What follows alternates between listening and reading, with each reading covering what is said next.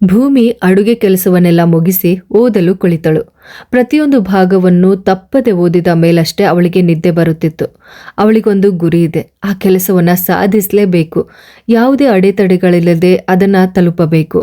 ಆ ಹಠಕ್ಕಾಗಿಯೇ ಅವಳು ಮತ್ತಷ್ಟು ಶ್ರದ್ಧೆಯಿಂದ ಓದುತ್ತಿದ್ದಳು.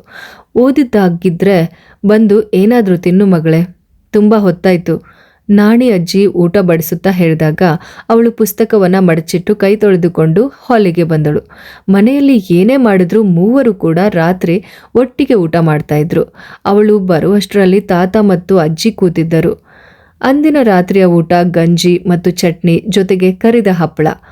ಕಾಲೇಜಿನ ಪ್ರತಿಯೊಂದು ವಿಚಾರವನ್ನ ಕೂಡ ಅವಳು ಹೇಳುವಾಗ ಅವರು ನಗುತ್ತಲೇ ಕೇಳಿಸ್ಕೊಳ್ತಾ ಇದ್ರು. ಆಮೇಲೆ ತಾತ, ನಾನು ನಿಮ್ಮ ಹಿರಿಯ ಮಗನನ್ನ ನೋಡಿದ್ದೆ ಇವತ್ತು. ಮಕ್ಕಳನ್ನು ಕರೆದುಕೊಂಡು ಆಟೋದಲ್ಲಿ ಎಲ್ಲೋ ಹೋಗ್ತಾ ಇದ್ರು. ಶಿವ ನನ್ನನ್ನ ನೋಡಿದ ತಕ್ಷಣ ಕೈ ಬೀಸ್ದ ಪಾಪ.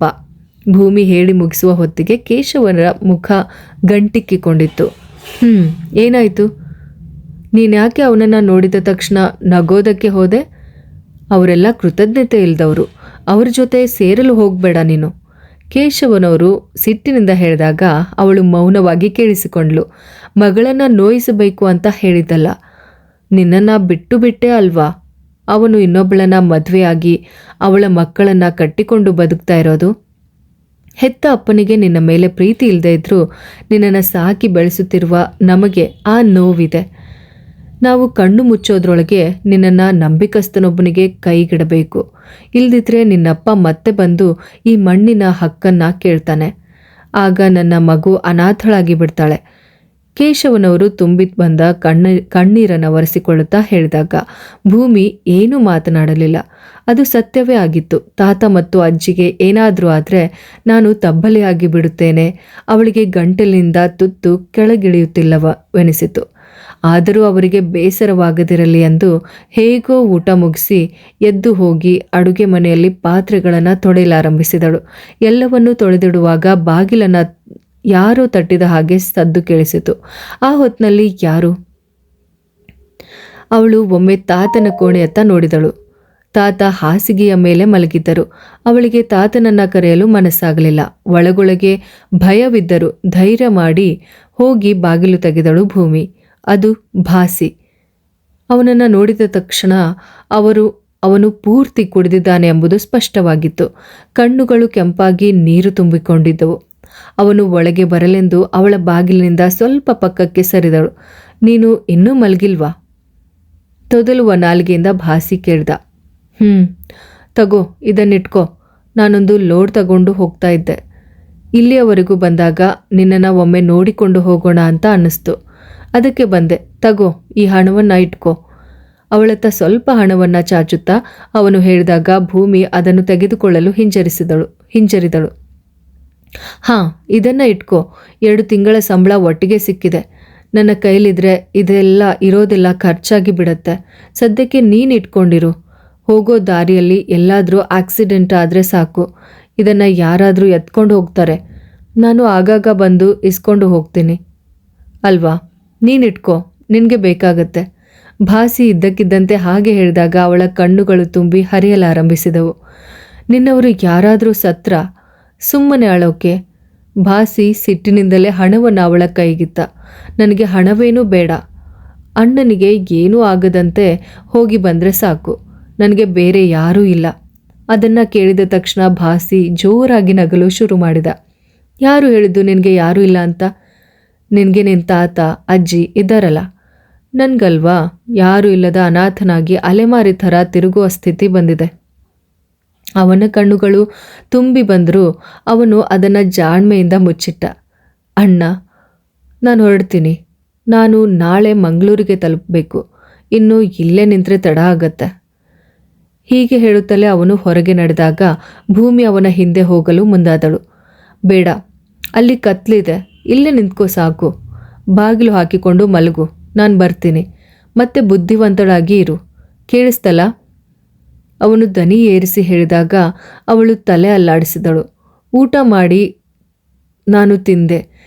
ಹೆಚ್ಚು ಮಾತನಾಡಲು ಇಷ್ಟಪಡದೆ ಅವನು ಕತ್ತಲಿನಲ್ಲಿ ನಡೆದು ಹೋದ. ಆಗಲೂ ಅವಳ ಕಣ್ಣುಗಳು ಕತ್ತಲಿನಲ್ಲಿ ನಡೆದು ಹೋಗುತ್ತಿದ್ದ ಭಾಸಿಯ ಮೇಲೇನೆ ನೆಟ್ಟಿದ್ದವು. ರಸ್ತೆಯಿಂದ ಲಾರಿ ಸ್ಟಾರ್ಟ್ ಆಗುವ ಶಬ್ದ ಮತ್ತು ಬೆಳಕನ್ನು ಕಂಡು ಅವಳು ಅಲ್ಲೇ ನಿಂತಳು. ಆ ವಾಹನ ದೂರ ಹೋದ ಮೇಲಷ್ಟೇ ಅವಳು ಬಿಕ್ಕಳಿಸುತ್ತಾ ಒಳಗೆ ಬಂದು ಬಾಗಿಲು ಹಾಕಿದಳು. ಅವನು ಹೋದನಾ ಮಗಳೇ? ನಾಣಿ ಅಜ್ಜಿ ಕೇಳಿದಾಗ ಅವಳು ಅಳುತ್ತಲೇ ಅವನನ್ನು ತಬ್ಬಿಕೊಂಡಳು. ಯಾಕೆ ಅಜ್ಜಿ? ದೇವರು ನಮಗೆ ಮಾತ್ರ ಹೀಗೆ ಮಾಡ್ದ.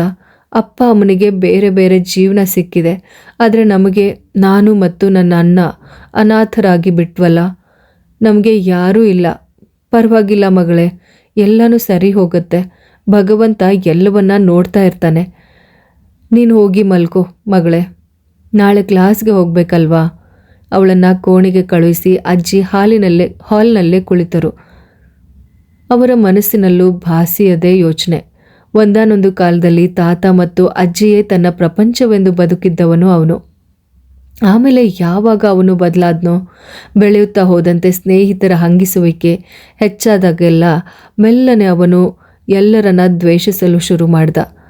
ಭಾಸಿಯ ಬಗ್ಗೆ ಯೋಚಿಸುತ್ತಿದ್ದಂತೆ ನಾಣಿ ಅಜ್ಜಿಯ ಕಣ್ಣುಗಳು ಕೂಡ ತುಂಬಿ ಬಂದವು.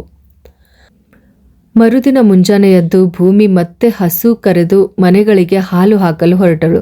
ಜೀವನ್ನ ಮನೆ ತಲುಪುತ್ತಿದ್ದಂತೆ ಅವಳಿಗೆ ಭಯ ಶುರುವಾಯಿತು. ಎಲ್ಲ ದೇವರನ್ನು ನೆನೆಸಿಕೊಳ್ಳುತ್ತಲೇ ಅವನ ಮನೆಯ ಮುಂದೆ ಹಾಲು ಇಟ್ಟು ಪಕ್ಕದ ಮನೆಗೆ ಹೋಗುವಾಗ ಸುಮ್ಮನೆ ಹಿಂದಿರುಗಿ ನೋಡಿದಳು. ಬಚಾವ್, ಇನ್ನೂ ಎದ್ದಿಲ್ಲ ಅನ್ಸುತ್ತೆ. ಎದೆಗೆ ಕೈಯಿಟ್ಟು ನಿಟ್ಟುಸಿರು ಬಿಡುತ್ತಾ ಸುತ್ತಮುತ್ತಲಿನ ಮನೆಗಳಿಗೆ ಹಾಲು ಕೊಟ್ಟು ವಾಪಸ್ ಬರುವಾಗ ಜೀವನ್ ಗೇಟ್ನ ಮುಂದೆ ನಿಂತಿದ್ದ. ಅವನನ್ನು ನೋಡಿದ ತಕ್ಷಣ ಅವಳ ಕೈಗಳು ನಡುಗತೊಡಗಿದವು. ಸೈಕಲ್ ಮುಂದಕ್ಕೆ ತೆಗೆದುಕೊಳ್ಳಲಾಗದೆ ಅವಳು ಅಲ್ಲೇ ನಿಂತು ಬಿಟ್ಟಳು. ಹಾಗಾದರೆ ನನ್ನ ಊಹೆ ಸರಿಯಾಗಿತ್ತು ಅಲ್ವಾ?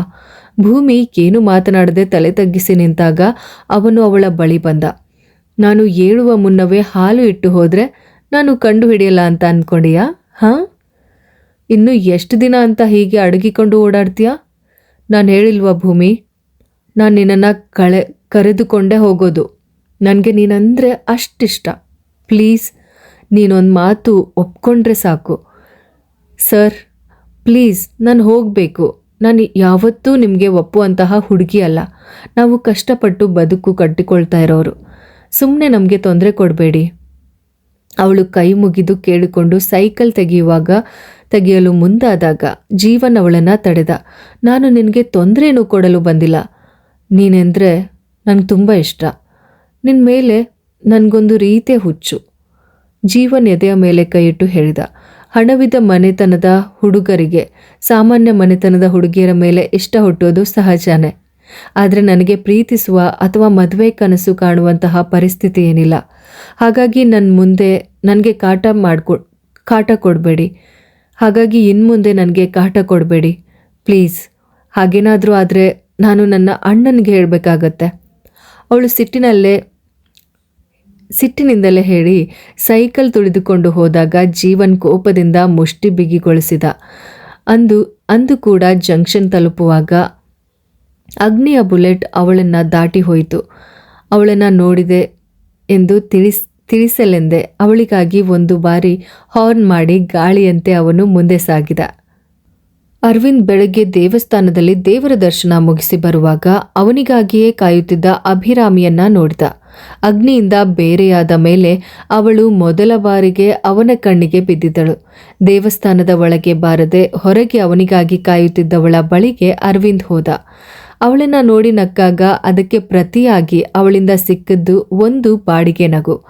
ಏನು ಅಭಿ, ತುರ್ತಾಗಿ ಭೇಟಿಯಾಗಬೇಕು ಅಂತ ಹೇಳಿದ್ದೆ, ಏನಾದರೂ ಸಮಸ್ಯೆನಾ? ಅರವಿಂದ್, ನೀವು ನನ್ನ ಬಳಿ ಈ ಪ್ರಶ್ನೆ ಹೇಗೆ ಕೇಳ್ತಾ ಇದ್ದೀರಾ? ಈಗ ಇರೋದೇ ಸಮಸ್ಯೆ ಅಲ್ವಾ? ಅವಳು ಹಾಗೆ ಹೇಳುವಷ್ಟರಲ್ಲಿ ಅವಳ ಕಣ್ಣುಗಳು ತುಂಬಿ ಹರಿಯಲಾರಂಭಿಸಿದವು. ಅಭಿ ಪ್ಲೀಸ್ ಅಳ್ಬೇಡ, ಜನರು ಗಮನಿಸ್ತಾ ಇದ್ದಾರೆ. ನಾನೇನು ಮಾಡಲಿ ಅರವಿಂದ್? ಅಗ್ನಿಯ ಜಾತಕದಲ್ಲಿ ಅಂಥದ್ದೊಂದು ದೋಷ ಇದೆ ಅಂತ ನಾನು ಹೇಳಿದಾಗ ನನಗೆ ಬೇರೆ ದಾರಿನೇ ಇರಲಿಲ್ಲ. ಅಥವಾ ಚಿಕ್ಕಂದಿನಿಂದಲೂ ಮನಸ್ಸಿನಲ್ಲಿ ಇಟ್ಟುಕೊಂಡಿದ್ದ ಆಸೆ ಕೇವಲ 1 ವರ್ಷದಲ್ಲಿ ಮುಗಿದು ಹೋಗುತ್ತೆ ಅಂತ ಹೇಳಿದಾಗ ಯಾವ ಹುಡುಗಿಯಾದರೂ ಒಮ್ಮೆ ಹಿಂದೇಟು ಹಾಕೋದಿಲ್ಲವೇ? ಅಭಿರಾಮಿ ನೋವಿನಿಂದ ಹೇಳಿ ಮುಗಿಸಿದ ತಕ್ಷಣ, ಅದು ನನಗೆ ಗೊತ್ತಿಲ್ಲ ಅಭಿ. ಮನಸ್ಸಿನಲ್ಲಿ ಆಳವಾಗಿ ಬೇರೂರಿದ ಪ್ರೀತಿಯಾಗಿದ್ದರೆ ನೀನು ಅವನ ಬಳಿ ಹೀಗೆ ವರ್ತಿಸ್ತಾ ಇರಲಿಲ್ಲ. ಇದ್ದಕ್ಕಿದ್ದಂತೆ ಯಾರೋ ಒಬ್ಬ ಜ್ಯೋತಿಷಿ ಹೇಳಿದ ಅಂತ ನೀನು ಕುಸಿದು ಹೋಗಿಲ್ವಾ? ಅದೇ ರೀತಿ ಅವನಿಗೂ ಆಘಾತವಾಗಿರುತ್ತದಲ್ಲ. ನಿನ್ನನ್ನು ತಬ್ಬಿಕೊಳ್ಳಲು ಒಂದು ಇಡೀ ಕುಟುಂಬವೇ ಇತ್ತು. ಆದರೆ ಅವನನ್ನು ಸಂತೈಸೋದಕ್ಕೆ ಯಾರೂ ಇರಲಿಲ್ಲ. ಅದರ ಮೇಲೆ ಇನ್ನೊಬ್ಬಳನ್ನು ಮದುವೆಯಾಗಿ ಜಾತಕದ ದೋಷವನ್ನು ಕಳೆದುಕೊಳ್ಳಿ ಅಂದರೆ ಅವನು ಏನು ತಾನೇ ಮಾಡ್ತಾನೆ? ಅದನ್ನು ಸ್ವಲ್ಪ ಯೋಚನೆ ಮಾಡಿ ನೋಡು ಅಭಿ. ಗಂಡಸರು ಸಮಾಜದ ಮುಂದೆ ಅಳಬಾರ್ದು ಅಂತ ಯಾವನೋ ಮಹಾನುಭಾವ ಹೇಳಿದ್ದಾನಲ್ವಾ? ಒಮ್ಮೆ ಅಳಲು ಆಗದೆ, ಸಂಕಟವನ್ನು ಯಾರ ಬಳಿ ಹೇಳ್ಕೊಳ್ಳಲಾಗದೆ ಅವನು ಎಷ್ಟು ನೊಂದ್ಕೊಂಡಿರಬಹುದು ಹೇಳು. ಇನ್ನು ಆ ಜಾತಕದ ದೋಷ ನಿಜವೇ ಆಗಿದ್ರೆ ಅದರ ಬಗ್ಗೆ ಮಾತನಾಡುವ ರೀತಿ ಹಾಗೆ ಇತ್ತ? ಅವನನ್ನು ಸಮಾಧಾನಪಡಿಸುವ ಜವಾಬ್ದಾರಿ ನಿನಗಿರಲಿಲ್ವೇ? ಅದನ್ನು ನೀನು ಮಾಡಿದ್ಯಾ? ಬದಲಿಗೆ ಮನೆಯವರು ಹೇಳಿದ್ದಕ್ಕೆ ತಲೆಬಾಗಿ ಅವನನ್ನು ಅರ್ಥ ಮಾಡಿಕೊಳ್ಳಲಾಗದೆ ಅಲ್ವಾ ನೀನು ಮಾತನಾಡಿದ್ದು? ಕೊನೆಗೆ ಅವನು ಎಲ್ಲವನ್ನೂ ಮುಗಿಸಿದ ಮೇಲೆ ಅತ್ತುಕೊಂಡು ಅಲೆದಾಡಿದ್ರೆ ಏನು ಪ್ರಯೋಜನ ಹೇಳು? ಅರವಿಂದ್ ಸಿಟ್ಟಿನಿಂದ ಪ್ರಶ್ನೆಗಳ ಸುರಿಮಳೆಯನ್ನೇ ಸುರಿಸಿದಾಗ ಅವಳ ಬಳಿ ಯಾವುದಕ್ಕೂ ಉತ್ತರವಿರಲಿಲ್ಲ. ತಲೆ ತಗ್ಗಿಸಿ ಕಣ್ಣೀರು ಸುರಿಸುತ್ತಿರುವಳ ಬಗ್ಗೆ ಅವನಿಗೆ ಈಗ ಕೇವಲ ತಿರಸ್ಕಾರ ಮಾತ್ರ ಉಳಿದಿತ್ತು. ಈ ಥರದ ಮತ್ತಷ್ಟು ಇಂಟ್ರೆಸ್ಟಿಂಗ್ ಕತೆಗಳನ್ನು ನಾನು ನಿಮ್ಮ ಮುಂದೆ ತಗೊಂಡು ಬರ್ತೀನಿ. ಹಾಗಿದ್ರೆ ಮಿಸ್ ಮಾಡದೆ ನಮ್ಮ ಯೂಟ್ಯೂಬ್ ಚಾನಲ್ ಕಥಾಸಾಗರ ಯೂಟ್ಯೂಬ್ ಚಾನಲ್ನ ಇವತ್ತೇ ಸಬ್ಸ್ಕ್ರೈಬ್ ಮಾಡ್ಕೊಳ್ಳಿ. ಹಾಗೆ ಕತೆ ಇಷ್ಟ ಆಗಿದ್ರೆ ಲೈಕ್ ಮಾಡಿ. ಹಾಗೆ ನಿಮ್ಮ ಫ್ರೆಂಡ್ಸ್ ಹಾಗೂ ಫ್ಯಾಮಿಲಿಗೆ ಇವತ್ತೇ ಶೇರ್ ಮಾಡಿ. ಧನ್ಯವಾದಗಳು.